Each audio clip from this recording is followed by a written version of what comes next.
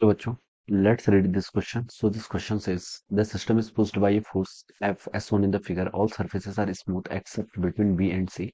Friction coefficient between B and C is new.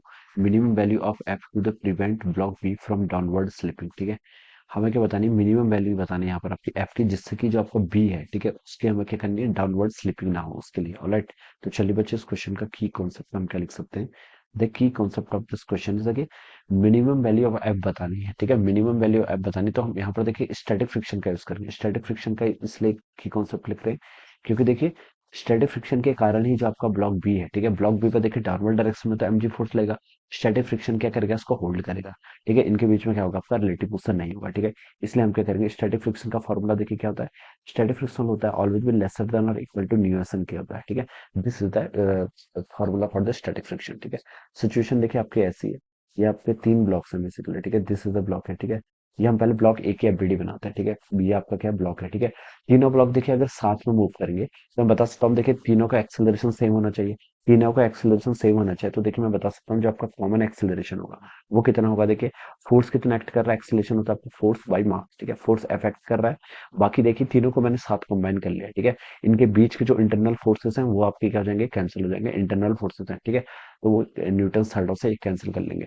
अब देखिए total mass कितना है? 2m+2m+m, कितना आपका 5m के इक्वल। ठीक है, तो मैं बता सकता हूँ इनका कॉमन एक्सेलरेशन होगा आपका F/5m के इक्वल। ऑलराइट, अब देखिए ए ब्लॉक पर देखिए आपका फोर्स कौन सा एक्ट कर रहा है? एफ फोर्स आपका ऐसा एक्ट कर रहा है। ठीक है, इसके आगे क्या है? बी। बी मान लीजिए इस पर क्या लगाएगा? कि नॉर्मल फोर्स लगेगा अपोजिट डायरेक्शन में, और ये फोर्स मान लीजिए आपका N1 है। ठीक है, और क्या लिख सकते हैं? देखिए हॉरिजॉन्टल डायरेक्शन में तो आपका यही फोर्स है। ठीक है, अब आप यहाँ से लिख लीजिए, देखिए तीनों मान लीजिए आपके ए एक्सेलरेशन से क्या कर रहे हैं? मूव कर रहे हैं, तो मैं यहाँ से बता सकता हूँ। देखिए इसमें देखिए न्यूटन्स लॉज ऑफ मोशन लगा लेता हूँ। 2ma इसका क्या हो जाएगा? ये आपका टोटल एक्सेलरेशन हो गया, किसके इक्वल का? फोर्स इसको सपोर्ट कर रहा है माइनस ऑफ N1। ठीक है, ये आप यहाँ से बता सकते हैं। अब देखिए आप यहाँ से क्या लिख सकते हैं? देखिए फोर्स की वैल्यू आप यहाँ से बता सकते हैं कितनी होगी? 5ma के इक्वल हो जाएगी। ठीक है, यहाँ से हम ऐसे लिख सकते हैं फ्रॉम दिस इक्वेशन। ठीक है, तो इसके यहाँ पर अगर हम पुट कर लिख के, तो ये हो जाएगा आपका 2ma इजिकल टू कितना हो जाएगा? 5ma minus of N1। ठीक है, और N1 की वैल्यू यहाँ से आपकी आ जाएगी 3ma के इक्वल। कितनी आ गई? 3ma। ठीक है, तो ये तो आपने क्या कर लिया? N1 फोर्स कैलकुलेट कर लिया। N1 क्या है? N1 is the normal action which is applied by the block be on the block ए। ठीक है, ये अब देखिए हम बी ब्लॉक की एफबीडी बनाते हैं। This is our block B. ये क्या है? Block B. बी ब्लॉक पर देखिए कौन कौन से फोर्स एक्ट कर रहे हैं। सबसे पहले तो देखिए ए इस पर क्या लगा रहा है? आपका N1 फोर्स लगा रहा है। ठीक है, इस डायरेक्शन में, फॉरवर्ड डायरेक्शन में N1 लगा रहा है। बी के आगे क्या है? ब्लॉक सी है। ब्लॉक सी देखिए इस पर एक फोर्स लगेगा, मान लीजिए इस फोर्स को मैंने क्या बोल दिया? आपका N2 बोल दिया। क्या बोल दिया? N2। ठीक है, ये आपको यहाँ पर से हॉरिजॉन्टल डायरेक्शन में, तो देखिए आपके पास यहाँ पर दो ही फोर्स लग रहे हैं। अब देखिए ये किस एक्सेलरेशन से मूव कर रहा है? ये देखिए सब साथ में मूव कर रहे हैं, तो इसका एक्सेलरेशन भी एक इक्वल होगा।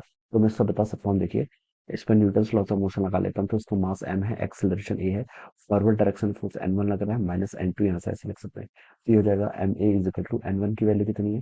3ma माइनस ऑफ N2, और यहाँ से हम लिख सकते हैं N2 की वैल्यू हो जाएगी आपकी 2ma के इक्वल। कितनी हो जाएगी? 3ma माइनस ma करेंगे तो आपका 2ma। तो ये आपका क्या आ गया? This will be the normal. Normal कितना गया? यहाँ से आपका 2ma के इक्वल आ गया। ठीक है, ये हमने फाइंड आउट कर लिया। देखिए अब हमें बताना है कि मिनिमम, हमें क्या बताना है यहाँ पर? मिनिमम फोर्स की वैल्यू बतानी है जिससे कि आपका ब्लॉक भी क्या करे? आपका प्रिवेंट करे स्लिपिंग बी और सी के बीच में। देखिए ये जैसे आपका ब्लॉक सी है, this is the block C. ये क्या हमारा? ब्लॉक सी है। यहाँ पर आपका क्या है? Block B. ब्लॉक बी देखिए, ब्लॉक बी के बीच में देखिए यहाँ पर, इस पर देखिए कौन कौन से फोर्स लग रहे हैं। अगर मैं वर्टिकल डायरेक्शन में बात करूं, इस पर एक फोर्स क्या लगेगा? mg in the vertical downward direction. इस mg फोर्स के कारण देखिए इस ब्लॉक बी की टेंडेंसी होगी क्या? डाउनवर्ड स्लिप करने की। ठीक है, लेकिन इक्विलिब्रियम पर रहना है। ठीक है, तो इसका मतलब है कि कोई फोर्स यहाँ पर ऐसे अपोजिट डायरेक्शन में भी एक्ट हो रहा होगा, और ये फोर्स कौन सा होगा? This force must be static friction. कौन सा फोर्स होगा? Static friction. और स्टैटिक फ्रिक्शन देखिए प्रोवाइड कौन कर रहा है? स्टैटिक फ्रिक्शन के लिए देखिए आपका नॉर्मल होना जरूरी है। स्टैटिक फ्रिक्शन को लिखते कैसे हैं? Static friction must be written as mu s into N. ठीक है, तो यहाँ पर आपका एक ऐसा नॉर्मल होना जरूरी है। ठीक है, ये हम बता सकते हैं। अब बच्चों देखिए नॉर्मल इस पर कौन प्रोवाइड कर रहा है? बी वाला। देखिए बी वाला, यहाँ से हम देखिए क्या बता सकते हैं? बी बी वाला जो आपका ब्लॉक है, ठीक है, this is our block B. ठीक है, बी ब्लॉक पर देखिए आपका N2 फोर्स लगा रहा है। कौन लगा रहा है? सी वाला लगा रहा था। कौन? सी वाला आपका N2 फोर्स लगा रहा था। तो हम बता सकते हैं सी वाला इस पर N2 फोर्स लगा रहा था। ठीक है, तो ये आपका फोर्स कितना होगा यहाँ पर से? N2। ठीक है, ये नॉर्मल कितना हो जाएगा? यहाँ पर से आपका N2 हो जाएगा। तो ये हमने यहाँ पर से नॉर्मल फाइंड आउट कर लिया। एन टू किसके इक्वल है, 2m है। हमसे पूछ रखा है मिनिमम वैल्यू ऑफ, ठीक है, तो यहाँ पर आपका मिनिमम वर्ड यूज किया, तो हम यहाँ पर लिमिटिंग वैल्यू ऑफ फ्रिक्शन ले लेंगे, ठीक है। तो यहाँ से हम क्या लिख सकते हैं, एफ एस की वैल्यू कितनी हो जाएगी, न्यूटन के इक्वल। और यहाँ से आपका एफ एस कितना है, एफ एस देखिए यहाँ से देखें तो एम जी के इक्वल है, ठीक है। एफ एस आपका एम जी के इक्वल होगा तभी आपकी स्लिपिंग को प्रिवेंट कर पाएंगे। तो एफ एस को आप यहाँ पर एम जी के इक्वल पुट कर दो, और हो जाएगा mu s into N, N नहीं एन टू होगा, ठीक है। एन टू की वैल्यू कितनी है, 2m के इक्वल, तो आप यहाँ से उसको ऐसा पुट कर लीजिए। तो यहाँ से देखिए एम से आपका एम कैंसिल हो गया। एक्सेलरेशन की वैल्यू यहाँ से देखिए कैलकुलेट कर लीजिए, G divided by 2 times new, new लिख लीजिए, ठीक है, न्यू एस नहीं लिखते, क्वेश्चन में हमें न्यू कोफिशिएंट गिवन कर रखा है। तो ये आपका ए की वैल्यू हो गई, ठीक है। अब हमें क्या बताना था, हमें एफ की वैल्यू बतानी है।